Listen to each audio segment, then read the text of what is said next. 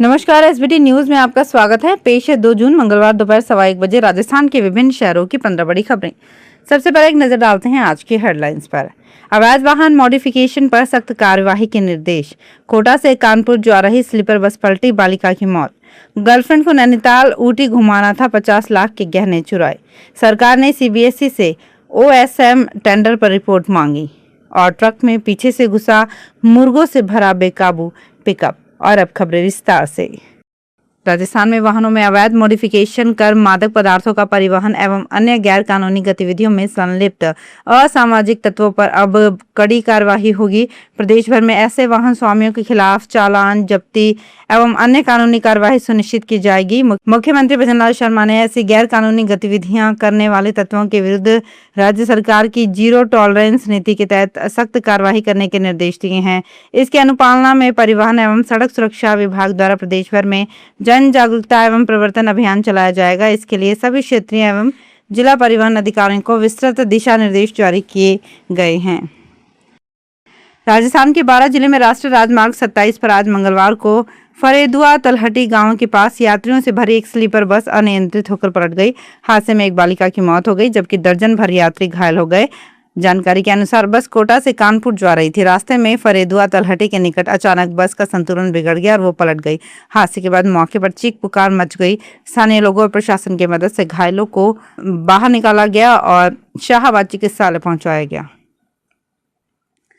राजस्थान के सिरोही जिले में गुजरात सीमा से सटे आबू रोड शहर में 50 लाख रुपए के गहने चोरी के मामले में पुलिस ने जिम ट्रेनर मासूक खान को गिरफ्तार किया है। रिमांड में आरोपी से पूछताछ और जांच में कई चौंकाने वाली जानकारियां सामने आई हैं। 30 साल का मासूक खान शादीशुदा और एक बच्चे का पिता है। पूछताछ में मासूक ने बताया कि उसने अपने एक गर्लफ्रेंड से वादा किया था कि वो ईद के बाद उसे ऊटी, नैनीताल जैसे ठंडे और पहाड़ी इलाके में घुमाने के लिए ले जाएगा। आरोप है कि वहां जाकर अय्याशी करने के लिए ही उसने सुने मकान से 50 लाख रुपए के गहने और 2 लाख रुपए चुराए थे। सीबीएसई ने छात्रों की आंसर शीट बदले जाने और कम नंबर के विवाद में एक्शन लेना शुरू कर दिया है। शिक्षा मंत्रालय ने क्वेम्प्ट को टेंडर देने को लेकर बोर्ड से रिपोर्ट मांगी है। मीडिया रिपोर्ट्स में दावा किया गया है कि शिक्षा मंत्रालय ने दोषी अधिकारियों के खिलाफ कड़ी कार्यवाही की सिफारिश का मन बना लिया है। हालांकि सीबीएसई अधिकारियों ने गड़बड़ी के आरोपों से इनकार किया और कहा कि टेंडर सामान्य वित्तीय नियमों और सरकारी खरीद प्रक्रियाओं के अनुसार ही दिया गया था। भीलवाड़ा के मांडा नेशनल हाईवे 48 पर आज मंगलवार सुबह करीब 4:30 बजे एक दर्दनाक सड़क हादसे में मुर्गों से भरा पिकअप वाहन आगे चल रहे ट्रक में पीछे से जा घुसा। हादसा इतना भीषण था कि पिकअप का अगला हिस्सा पूरी तरह से क्षतिग्रस्त हो गया और ड्राइवर कैबिन में पूरी तरह से फंस गया। दुर्घटना के बाद हाईवे पर अफरा तफरी का माहौल बन गया और पिकअप में भरे सैकड़ों मुर्गे सड़क पर निकलकर इधर उधर दौड़ते नजर आए और कई मुर्गे भी हादसे का शिकार हो गए। राजस्थान में भीषण गर्मी और झुलसाने वाली लू का सामना कर रहे लोगों के लिए राहत भरी खबर है। प्रदेश में सक्रिय हुए नए वेस्टर्न डिस्टर्बेंस ने मौसम का मिजाज पूरी तरह से बदल दिया है।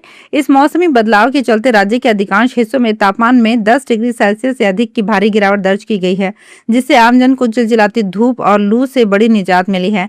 मौसम विभाग के अनुसार जून के पहले सप्ताह में प्रदेश का पारा 45 डिग्री से नीचे ही रहने की उम्मीद है। राजधानी जयपुर की बात करें तो यहाँ न्यूनतम तापमान 27 डिग्री और अधिकतम तापमान 34 डिग्री सेल्सियस के आसपास रिकॉर्ड किया गया है। बॉलीवुड अभिनेत्री रवीना टंडन के परिवार से जुड़ा एक चौंकाने वाला मामला सामने आया है। मुंबई के जुहू इलाके में रवीना टंडन की मां के घर से करीब 25 लाख रुपए की ज्वेलरी और महंगी घड़ियां चोरी होने के मामले में पुलिस ने एक महिला को गिरफ्तार किया है। आरोपी की पहचान 47 साल की राशि छाबड़िया के रूप में हुई है, जो पिछले कई सालों से परिवार के संपर्क में थी। पुलिस के मुताबिक राशि छाबड़िया साल 2020 से रवीना टंडन की मां की देखभाल के लिए घर आती जाती थी। इस दौरान उसने परिवार का विश्वास जीत लिया और घर के भीतर उसकी पहुंच भी बढ़ गई। आज मंगलवार को सोने चांदी के वायदा भाव में तेजी आई है। घरेलू बाजार में आज सोने के वायदा भाव 1,59,761 रुपए, जबकि चांदी के भाव 2,67,225 रुपए के करीब कारोबार कर रहे हैं। अंतर्राष्ट्रीय बाजार में सोने चांदी के भाव में तेजी के साथ कारोबार कर रहे हैं। एमसीएक्स पर सोना आज 4,515.80 डॉलर प्रति ऑन्स के भाव से खुला। पिछला क्लोजिंग प्राइस 4,506.30 डॉलर प्रति औंस था। खबर लिखे जाने के समय ये 12.40 डॉलर की तेजी से 4,518.70 डॉलर प्रति औंस के भाव पर कारोबार कर रहा था। भारत पाकिस्तान सीमा पर बसे गांव अब सिर्फ सुरक्षा चौकी और चौकसी के लिए नहीं बल्कि विकास के लिए नए मॉडल के रूप में पहचान बनाने की ओर बढ़ रही हैं। केंद्र सरकार की महत्वाकांक्षी वाइब्रेंट विलेज प्रोग्राम 2 के तहत बीकानेर के खाजूवाला और बज्जू क्षेत्र के 46 सीमांत गांवों और ढाणियों के लिए करीब 138 करोड़ रुपए का विकास खाका तैयार किया गया है। इसका उद्देश्य सीमा सुरक्षा को मजबूत करने के साथ साथ ग्रामीणों को मूलभूत सुविधाएं उपलब्ध कराकर पलायन रोकना और स्थानीय अर्थव्यवस्था को सशक्त बनाना है।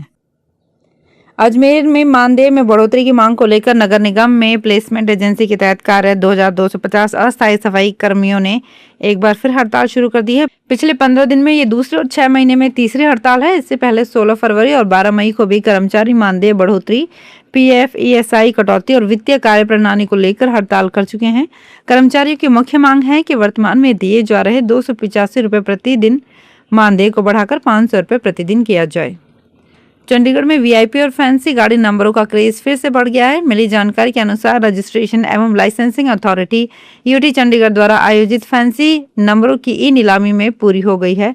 जानकारी के मुताबिक ऑनलाइन बोली में 0001 नंबर को पछाड़कर इस बार 0003 नंबर सबसे महंगा बिका। 0003 वाला नंबर 37,63,000 रुपए में बिका, जबकि 0001 के लिए 23,55,000 रुपए की बोली लगी। पूरी नीलामी से चंडीगढ़ प्रशासन को कुल 4 करोड़ 13 लाख रुपए से अधिक की बम्पर कमाई हुई है। पाली के देसुरी थाना पुलिस ने उदयपुर से जोधपुर जा रही एक स्लीपर बस से 23 किलोग्राम अवैध डोडा पोस्ट बरामद किया है।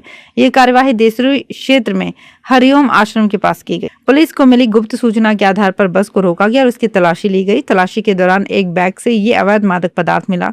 पुलिस ने इस मामले में एक युवक को हिरासत में लिया है और उससे पूछताछ जारी है।